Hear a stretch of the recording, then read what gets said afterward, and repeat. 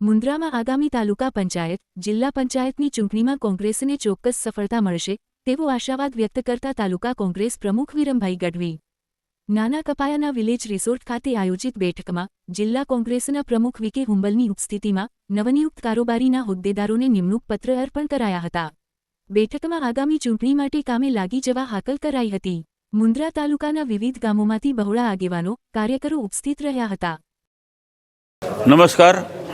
આજે આ મુન્દ્રા તાલુકા કોંગ્રેસની અમારા નવા પ્રમુખ તાજેતરમાં થોડા સમય પહેલાં જ નિયુક્ત થયેલ છે એવા વિરમભાઈ, એમની સાથે અમારા પૂર્વ લોકસભાના સાંસદ નીતેશભાઈ, એસસી સેલના ચેરમેન ભાઈ શ્રી નરેશભાઈ, ભાઈ શ્રી નવીનભાઈ અને તમામ આગેવાનો આજે અહીંયા ઉપસ્થિત છે। આવી વિપરીત પરિસ્થિતિમાં અત્યારે એક વાવાઝોડા જેવો માહોલ વચ્ચે ખૂબ ટૂંકા સમયમાં મિટિંગ બોલાવી, જેમાં નવા હોદ્દેદારોને નિમણૂક પત્રો આપવાના હતા અને ખાસ કરીને આપણે ટૂંક સમયમાં જ્યારે સ્થાનિક સ્વરાજની ચૂંટણીઓ આવી રહી છે ત્યારે એમની રણનીતિ માટે કાર્યકરોને, હોદ્દેદારોને માર્ગદર્શન આપવા માટે હું જિલ્લા કોંગ્રેસના પ્રમુખ તરીકે મને પણ ઉપસ્થિત રહેવાનો જ્યારે મોકો મળ્યો। અત્યારે આપણે સૌ જોઈ રહ્યા છીએ કે તમામ નગરપાલિકાઓ, તાલુકા જિલ્લા પંચાયતમાં વહીવટદારોનું શાસન આવી ગયું છે અને આ તાલુકા પંચાયત, જિલ્લા પંચાયત અને નગરપાલિકામાં જે મોટે પાયે ભ્રષ્ટાચાર થઈ રહ્યો છે, એ ભ્રષ્ટાચાર કરવામાં આવ્યો છે। એમાં સિંચાઈના કામોમાં માત્ર 20% જેટલું જ કામો, 80% જેટલો ભ્રષ્ટાચાર।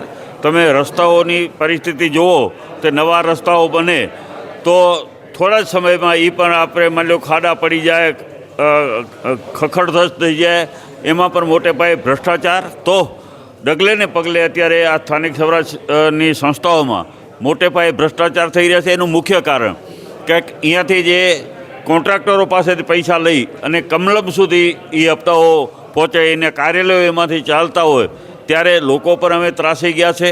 તમામ નાની મોટી યોજનાઓ હોય તો તમામ યોજનાઓમાં પણ મોટે પાયે ભ્રષ્ટાચાર આ ભારતીય જનતા પાર્ટીના હોદ્દેદારોએ કરેલા છે, ત્યારે લોકો પણ હવે અત્યારે ત્રાસી ગયા છે। એમાં ખેડૂતોના પ્રશ્નો હોય, ખેડૂતોની સમસ્યાઓ હોય, નાના લોકોના હોય, શિક્ષિત યુવાનોના પ્રશ્નો હોય, પાણી ગટર સીવર લાઇનના પ્રશ્નો હોય। તમે જોઈ રહ્યા છો કે અત્યારે મોટે પાયે અત્યારે અવ્યવસ્થા જેવી વાત અત્યારે સ્થાનિક સ્વરાજની સંસ્થાઓમાં થઈ રહી છે અને ચૂંટાયેલા પદાધિકારીઓનું કાંઈ ચાલતું નથી, કારણ કે જે એમને પંચાયતના કાયદામાં જોગવાઈનો અધિકારો મળેલા છે એ અધિકારોનું પણ ક્યાંક ને ક્યાંક હનન થઈ રહ્યું છે। અત્યારે માત્ર ને માત્ર અધિકારી રાજ। તમે ડીડીઓ અહીંયા આવી અને સરપંચોને તમે એના જોયા છે, આંદોલનો કરવા પડ્યા હોય, તાલુકા પંચાયતના પ્રમુખ હોય કે જિલ્લા પંચાયત હોય, કોઈને ગાંઠતા નથી। તો આ સરકારે જ્યારથી ભારતીય જનતા પાર્ટી આવી ત્યારથી પંચાયતી રાજને ભાંગી નાખવાના પ્રયાસો કરવામાં આવ્યા છે। ગાંધીજીનું એક સપનું હતું કે છેવાડાના માનવી સુધી સત્તા રહેવી જોઈએ, પરંતુ ક્યાંક ને ક્યાંક ભારતીય જનતા પાર્ટીએ એમના ગાંધીનગરમાં બેઠેલા એમના આકાઓએ પોતાની પાસે બધી સત્તાઓ રાખી દેવામાં આવી છે। એક તલાટીની બદલી કરવી હોય કે એક શિક્ષકની બદલી કરવી હોય તો પણ એના પ્રમુખનું કાંઈ ઉપજે નહીં, પ્રમુખને પૂછે નહીં।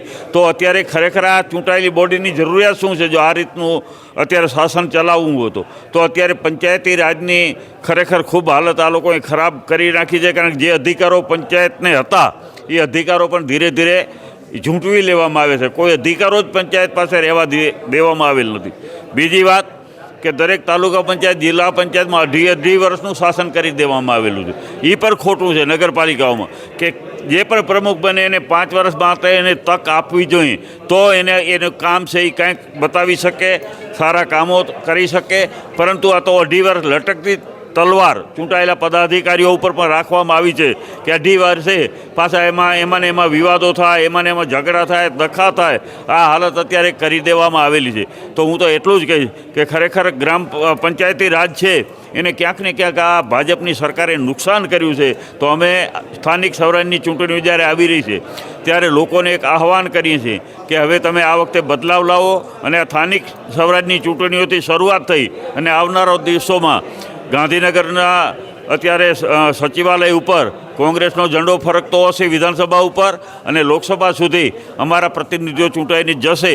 અને અત્યારે કાર્યકરોમાં અને હોદ્દેદારોમાં ખૂબ જુસ્સો છે, જોમ છે અને આવનારી ચૂંટણીઓમાં જનૂનપૂર્વક ભાજપ સામે લડી અને તાલુકા પંચાયત, જિલ્લા પંચાયત અને નગરપાલિકાઓ કોંગ્રેસની બનશે એના માટેના અત્યારે તમામ કાર્યકરો કામે લાગી ગયા છે. જેના ભાગરૂપે આજે આ મુન્દ્રામાં આ વિપરીત પરિસ્થિતિમાં વાવાઝોડા જેવી અત્યારે પરિસ્થિતિ છે એની વચ્ચે પણ દૂર દૂરના ગામડાઓમાંથી અહીંયા હોદ્દેદારો કાર્યકરો આવ્યા છે. કારણ કે આજે અમે આ ગ્રામ્ય વિસ્તારને એટલે મતલબ કે તાલુકા કક્ષાની જ હતી, શહેરના માટેની મિટિંગો અમે અલગ કરવામાં આવશે.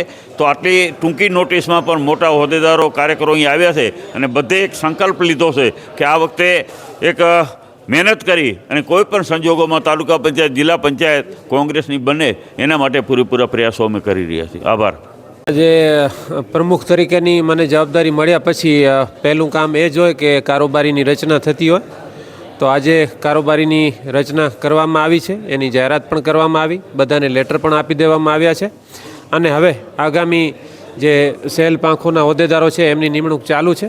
ટૂંક સમયમાં એ પણ પૂરી થઈ જશે અને ચૂંટણીની તૈયારી તો ચાલુ જ છે અને આગામી સમયમાં એને ખૂબ જોરથી આગળ લઈ જવામાં આવશે. આજની બેઠકમાં કોણ કોણ ઉપસ્થિત રહ્યા હતા અને ખાસ કરીને ચૂંટણીને અનુલક્ષીને શું આહવાન કરવામાં આવ્યું છે? આજની બેઠકમાં જિલ્લા પ્રમુખશ્રી, લોકસભાના જે ઉમેદવાર નીતેશભાઈ લાલન તેમજ બક્ષીપંચ સેલના પ્રમુખશ્રી અને વિવિધ આગેવાનો અહીંયા સ્થાનિક કક્ષાના એ બધા ઉપસ્થિત હતા. જે ચૂંટાયેલા પ્રતિનિધિઓ હતા એ પણ બધા ઉપસ્થિત હતા તેમજ દરેક ગામડામાંથી પધારેલા લોકો અહીંયા કને આવેલા હતા અને અત્યારે પણ હજી આવવાનું ચાલુ છે. અત્યારે જો લફરાથી આવેલા છે લોકો. તો આવી રીતે આજે થોડુંક પ્રોગ્રામમાં વરસાદના કારણે આગળ પાછળ થયું છે, પરંતુ જે અમે સંખ્યા ધારી હતી એના કરતાં પણ વધારે લોકો અહીંયા કને ઉપસ્થિત રહ્યા અને આગામી સમયમાં જે રીતે શાસનથી ત્રસ્ત લોકો સામેથી કોંગ્રેસ પક્ષની અંદર આવી રહ્યા છે, જોડાઈ રહ્યા છે, એ ઉપરથી એવું લાગે છે કે આગામી તાલુકા જિલ્લામાં ખૂબ મોટી સફળતા કોંગ્રેસને મળશે અને મુન્દ્રાની તાલુકા પંચાયત કોંગ્રેસ બનાવી રહી છે એ પાકું છે.